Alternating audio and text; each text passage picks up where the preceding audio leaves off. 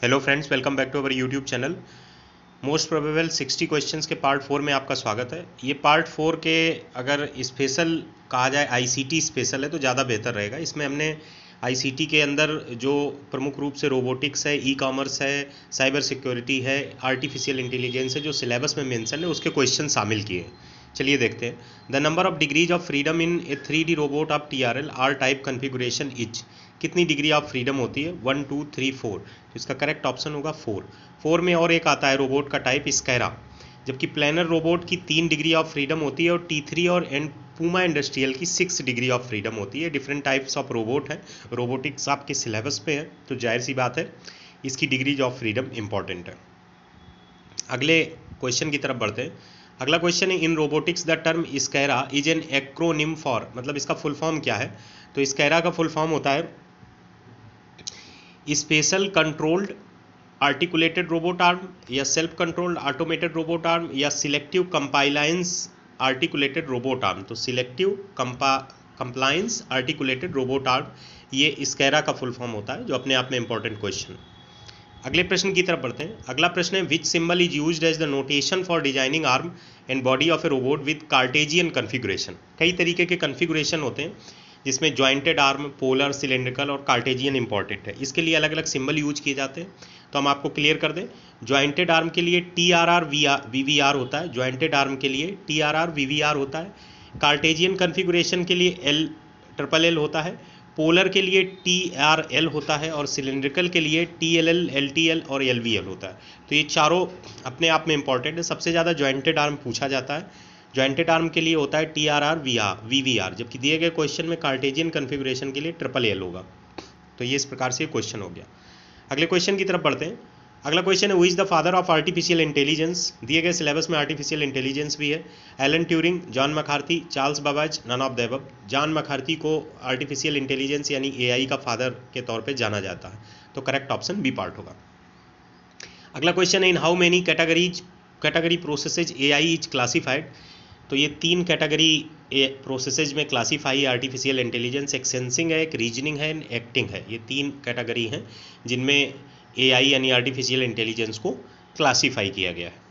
अगले क्वेश्चन की तरफ बढ़ें अगर, तो अगला क्वेश्चन है, which of the following is the common language for AI।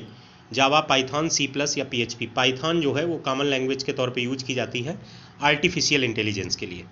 Next question की तरफ जब बढ़ें तो नेक्स्ट क्वेश्चन है, identify the type of symmetric key algorithm which uses a streaming cipher to encrypt information. SH5, RC4, MD5 या none of the above. RC4 जो type of symmetric की है एल्गोरिथम की, वो यूज की जाती है streaming cipher to encrypt information. बहुत ज़्यादा डीप में ना तो मैंने बहुत रिसर्च की है डीप लेवल पे जाके कि एक एक चीज़ का आपको मैं एक्सप्लेनेशन बता सकूं, ना ही कंप्यूटर मेरा कोई नेटिव सब्जेक्ट है।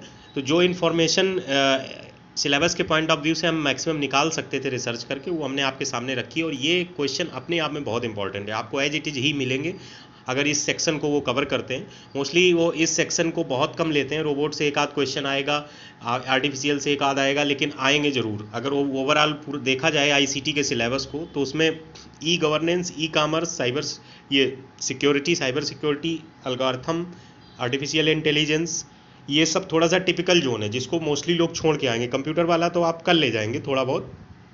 8 से 9 क्वेश्चन बनते हैं, तो अगर 8 से 9 क्वेश्चन में 7 क्वेश्चन आपके, 6 क्वेश्चन आपके तैयार हैं तो आपकी परफॉर्मेंस अच्छी रहेगी। तो हमने यहाँ पे आज जो ये क्वेश्चन शामिल किए हैं बहुत इंपॉर्टेंट है। अगला क्वेश्चन है, why is the proxy server used by a hacker. Proxy server hacker के द्वारा क्यों यूज किया जाता है? Obtaining remote access connection, hiding malicious activity on the network, create a strong connection with the target, none of the above. Hiding malicious activity on the network के लिए proxy server का use किया जाता है।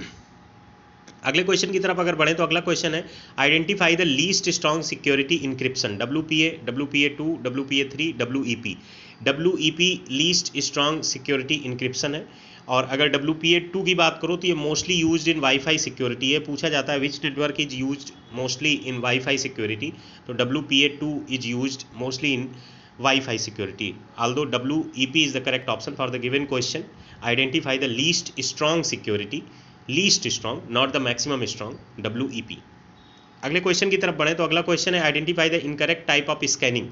There is 3 type of scanning in AI, and that is sin stealth, null scan and xmas tree scan.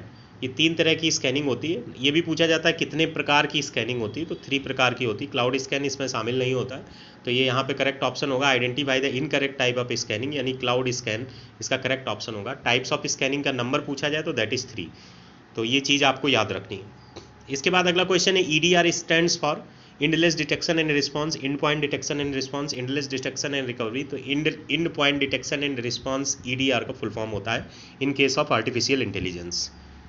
अगले question की तरफ बढ़ते हैं। अगला क्वेश्चन है the oldest phone hacking technique used by hackers to make free calls, cracking, fracking, spamming, phishing. तो phreaking जो होता है वो ओल्ड फोन हैकिंग टेक्निक को बोलते हैं जो हैकर्स यूज करते हैं to make free calls.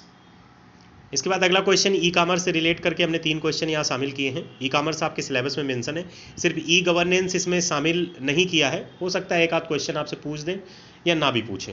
Buying and selling goods and services over the internet is called E commerce. E commerce की ये डेफिनेशन आप कह सकते हैं।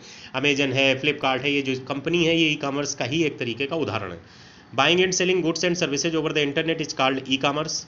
इनको ई कॉमर्स कंपनीज भी इसी वजह से कहते हैं। Which form of e-marketplace brings together buyer and seller from the same industry?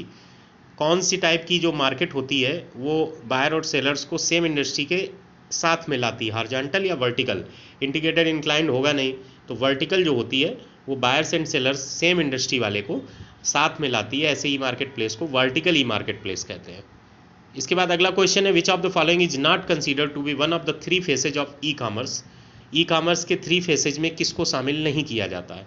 तो री इन्वेंशन को शामिल नहीं किया जा सकता है, जबकि इनोवेशन, कंसोलिडेशन और प्रिजर्वेशन को शामिल किया जाता है। तो करेक्ट ऑप्शन री इन्वेंशन होगा। 3 फेसेज ये इंपॉर्टेंट होते हैं। तो इस तरीके से हमने ये क्वेश्चंस आपके सामने 60 रखे। इसकी PDF पॉसिबली कल शाम तक इसी वीडियो के नीचे डिस्क्रिप्शन में हम अटैच कर देंगे, तो आप डाउनलोड कर सकते हैं।